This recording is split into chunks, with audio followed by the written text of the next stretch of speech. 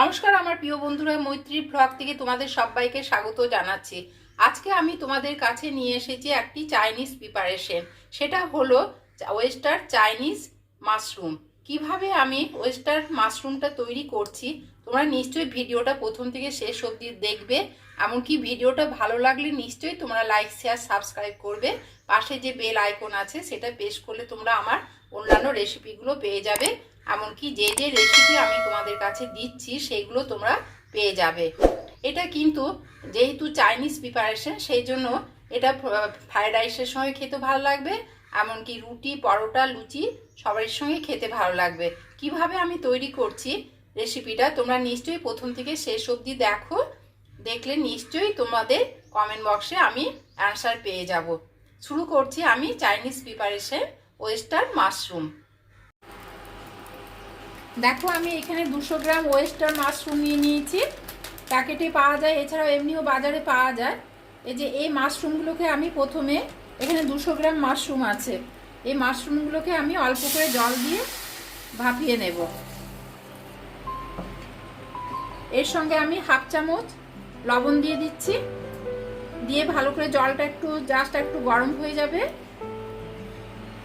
জল গরম হয়ে গেছে, আমি এখন এই মাশরুমগুলোকে ছেড়ে দেব। জলটা বেশ গরম হয়ে এসেছে, এখন আমি মাশরুমগুলোকে বেশ টুকরো টুকরো করে কেটে কেটে ছেড়ে দিচ্ছি। খুব শক্ত হয় মাশরুমগুলো, সেই জন্য একটু জলের মধ্যে আমি ভাপিয়েও নেব, যাতে একটু সেদ্ধ ভাবটা চলে আসে।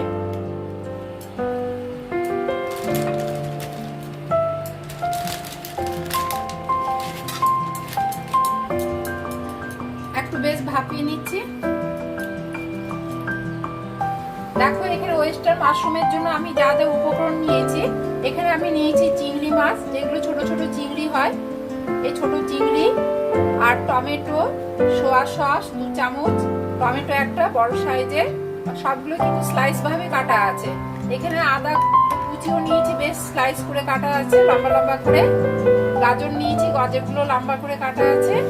এছাড়া সাদা তিল আর পেঁয়াজ কুলি মানে স্প্রিং অনিয়ন আর টমেটো সস নিয়ে আমি এই উপকরণটা মানে ওয়েস্টার মাশরুম আমি কমপ্লিট করব। আমার নুন জল দিয়ে ভাপানো হয়ে গেছে, এরপরে নামিয়ে রাখছি। আমি চাপিয়ে দিয়েছি, প্যান চাপিয়ে দিয়েছি। এরপরে আমি এই যে এখানে চিংড়ি মাছগুলোকে নুন হলুদ মাখিয়ে নেব। এর সঙ্গে তো নুন হলুদ তোমাদের বলা হয়নি, নুন হলুদ তো লাগবে, নুন হলুদ অল্প মিষ্টি মাখিয়ে দিলাম। আমার প্যান গরম হয়ে এসেছে, প্যানের মধ্যে আমি 2 চামচ তেল দিয়ে দিলাম। তেলটা বেশ একটু আমি মিডিয়াম হিট দিয়ে করছি। এদিকে নুন হলুদ মাখানো চিংড়ি মাছগুলোকে আমি ভেজে নেব। এটা অনেকটা চাইনিজ মানে চাইনিজ ভাবেই করছি আমি, চাইনিজ ফুড।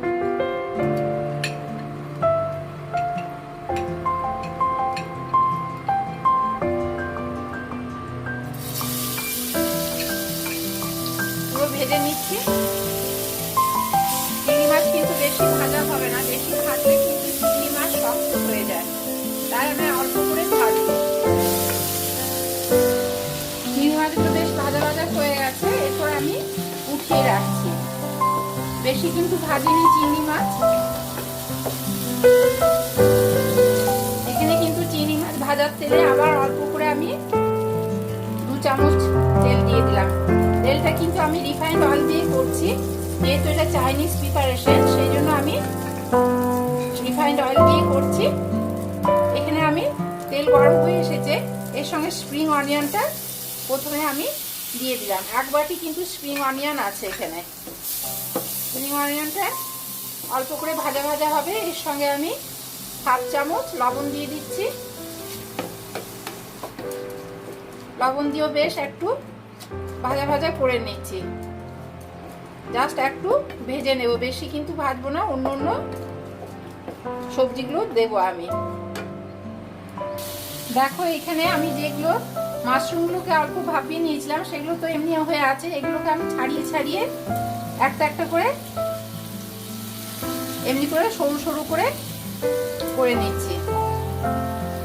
পুরো মাশরুমটাকে এমনি করে সরু সরু করে হাত দিয়ে করে নিচ্ছি। নরম হয়ে গেছে, জল দিয়ে আমি যেহেতু ভাপিয়ে নিয়েছি সেই জন্য নরম হয়ে গেছে। এমনি করে করে ছাড়িয়ে ছাড়িয়ে সোজা সোজা করে করে নিচ্ছি।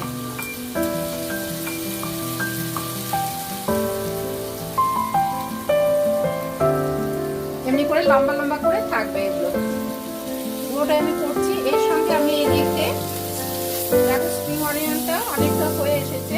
এরপরে আমি এখানে গাজরগুলো স্লাইস করে কাটা গাজর অ্যাড করে দিলাম। গাজর দিয়েও বেশ একটু ভাজা ভাজা করে নিচ্ছি।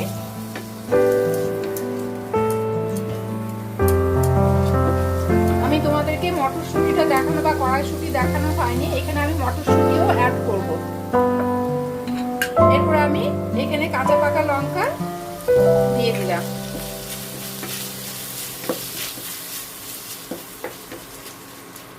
জাস্ট একটু করে ভাজা ভাজা হবে, বেশি কিন্তু ভাজবো না। পাওয়ারটা কিন্তু আমি মিডিয়াম হিট দিয়ে রান্নাটা করছি। এরপরে আমি এর সঙ্গে আমি রসুন, এখানে 3-4টে রসুন কোয়া স্লাইস করে কেটে নিয়েছি, দিয়ে দিলাম।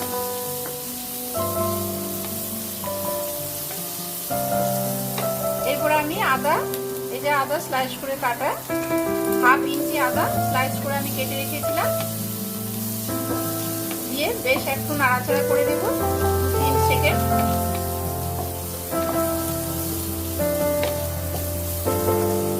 এরপর আমি এই যে মটরশুঁটি দিয়ে দিলাম, 1/2 বাটি মটরশুঁটি দিয়ে এটাকে বেশ একটু 3 সেকেন্ডের মতো নাড়াচাড়া করব। এই যে 2-3 সেকেন্ড নাড়াচাড়া করার পর আমি এখানে মাশরুমগুলো স্লাইস করে কেটে রেখেছি, মাশরুমগুলোকে দিয়ে দিলাম। দিয়ে মাশরুমগুলোকে দিয়েও অল্প করে জাস্ট 1/2 চামচ নুন দিয়ে দিচ্ছি, মানে লবণ দিয়ে দিলাম,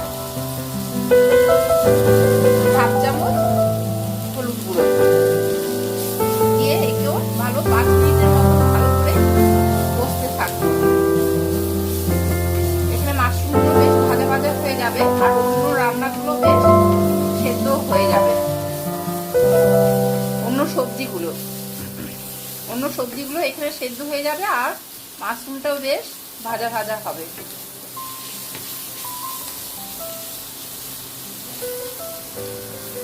এর সঙ্গে আমি টমেটো স্লাইস করে কাটাটা দিয়ে দিলাম, যেহেতু টমেটোটা এর সঙ্গে ভালো করে কষানো হয়ে যাবে।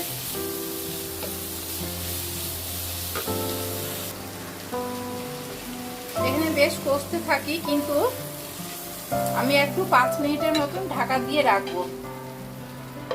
5 মিনিট পর আমি কিন্তু এখানে আমি জল অ্যাড করছি না, এই যে টমেটোর থেকে বা মাশরুম থেকে নিজের থেকে জল বেরোবে, তাই 5 মিনিট ঢাকা দিয়ে রাখলাম। দেখো 5 মিনিট পরে ঢাকা খুলে দেখি,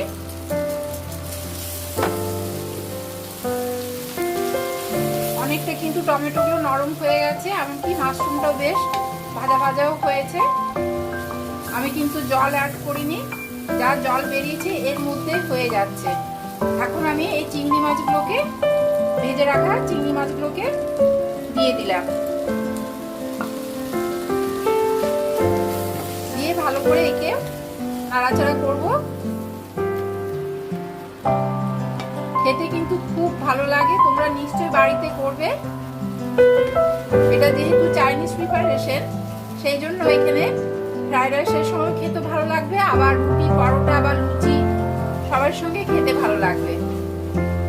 এখন শীতকালে তো মটরশুঁটি বা স্প্রিং অনিয়ন তো পাওয়াই যায়, তোমরা বাড়িতে নিশ্চয়ই ট্রাই করো, দেখবে খেতে খুব ভালো, এমনকি টেস্টি লাগবে।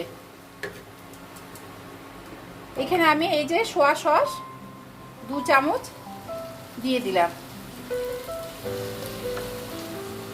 সোয়া সস দেওয়ার পর আবার 2-3 সেকেন্ড নেড়ে নিচ্ছি।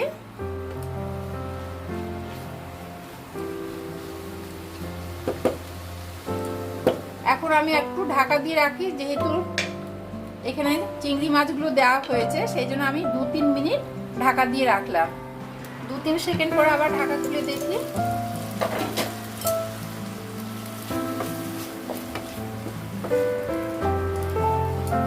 বেশ চিংড়ি মাছের একটা স্মেল আসছে।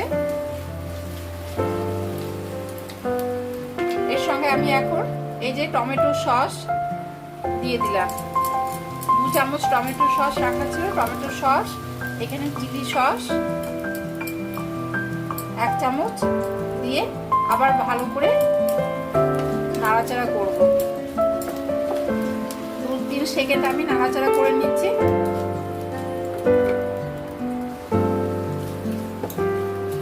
2-3 সেকেন্ড কিন্তু আমি নাড়াচাড়া করে এরপরে আমি উপর থেকে 1/2 চামচ গোলমরিচের গুঁড়ো দিয়ে দিলাম। যে যেমন ঝাল খায় সেভাবে ঝালের পরিমাণ বা লবণের পরিমাণটা আর মিষ্টির পরিমাণটা দিলেই ভালো হয়। আমি এখানে কিন্তু কোনো মিষ্টি দিলাম না, যেহেতু এখানে আমার টমেটো সসটা ব্যবহার করেছি সেই জন্য আমি কোনো মিষ্টি জাতীয় জিনিস দিলাম না। আমার কমপ্লিট হয়ে গেছে ওয়েস্টার চাইনিজ ওয়েস্টার মাশরুম। দেখো কেমন হয়েছে দেখতে, তোমরা নিশ্চয়ই কমেন্ট বক্সে জানাবে। এছাড়া নামাবার আগে আমি এখানে সাদা তিল রেখেছিলাম, সাদা তিলটা ওপর থেকে ছড়িয়ে দিচ্ছি। ছড়িয়ে দিয়ে আবার এটাকে ভালো করে নাড়াচাড়া করে দেব। এই সাদা তিল দিলে কিন্তু খাবার সময় খুব ভালো লাগে খেতে।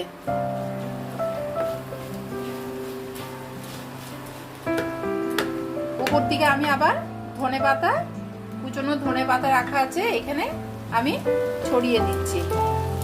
কেমন হলো নিশ্চয়ই তোমরা কমেন্ট বক্সে জানাবে।